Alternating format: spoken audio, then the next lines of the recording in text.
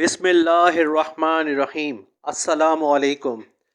طلیحہ بن خویلد سے متعلق ہم نے پچھلی ویڈیو میں ایک واقعہ بیان کیا تھا کہ حضرت سعد بن ابی وقاص رضی اللہ تعالیٰ عنہ کے حکم کی تعمیل میں آپ نے کس طرح جاسوسی کی اولین مثال قائم کی، رستم کے خیمے کو کھاڑ پھینکا اور 1000 سواروں پر بھاری دشمن کے سپاہی کو گرفتار کر کے حضرت سعد بن ابی وقاص رضی اللہ تعالیٰ عنہ کے سامنے پیش کر دیا۔ اس ویڈیو کی ڈسکرپشن میں لنک شیئر کر دیا گیا ہے، مکمل معلومات وہاں سے آپ کو مل جائیں گی۔ آج ہم آپ کو بتاتے ہیں کہ طلیحہ بن خویلد کا ماضی اور بعد ازاں کس طرح آپ اسلام کے سپاہی بنے۔ ویڈیو کو مکمل دیکھیں تاکہ آپ کو مکمل آگاہی مل سکے۔ گمراہی جب انسان پر حملہ کرتی ہے تو انسان کے گرد ایسا حصار کھینچ دیتی ہے کہ پھر اسے اپنے اطراف کچھ نظر نہیں آتا۔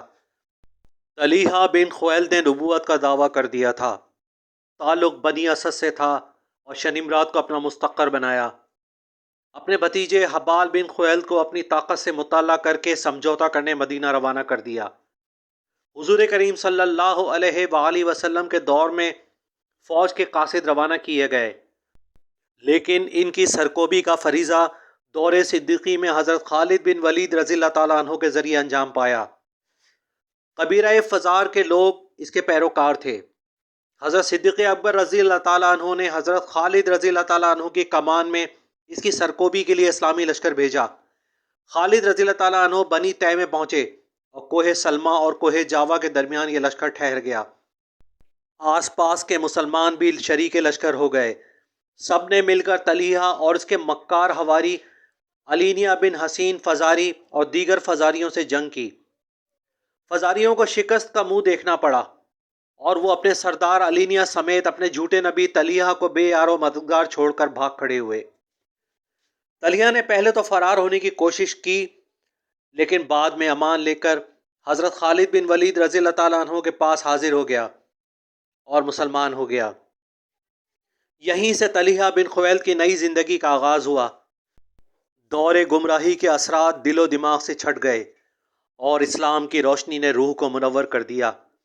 اسلام کی تعلیمات نے دور گزشتہ کی غلطیوں کی تلافی کرنے کا موقع عطا کیا تو بقیہ زندگی میدان جہاد کے شہسوار بن گئے۔ آپ نے کئی جہادوں میں حصہ لیا۔ ایران کے محاذوں پر حضرت سعد رضی اللہ تعالیٰ عنہ کی قیادت میں جہاد کیا اور دور فاروقی میں حضرت ساریہ کے ساتھ جنگ نہاوند میں شرکت کی اور یہیں لڑتے لڑتے مرتبہ شہادت پر فائز ہو گئے، داخل جنت ہوئے اور ان کا انجام بخیر ہوا۔ ہدایت دینے والی ذات پاک صرف اللہ تعالیٰ کی ہے۔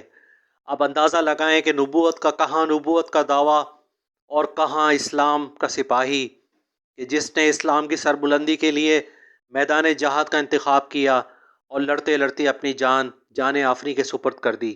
سبحان اللہ۔ میری آج کی ویڈیو اگر آپ کو پسند آئی ہو تو میرے چینل کو سبسکرائب کر لیجئے، بیل آئیکن کو کلک کر دیجئے تاکہ آنے والی ویڈیوز آپ تک پہنچ سکیں۔ ویڈیو کو لائک کرنا اور دوستوں کے ساتھ شیئر کرنا نہ بھولیں۔